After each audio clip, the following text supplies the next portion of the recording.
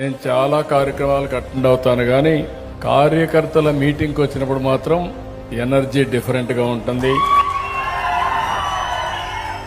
రెండోది, మీ కమిట్మెంట్ చూస్తే అనునిత్యం నాకు ఆలోచన వస్తుంది. మీ రుణం ఏ విధంగా తీర్చుకోవాలని ఆలోచిస్తూనే ఉంటాను.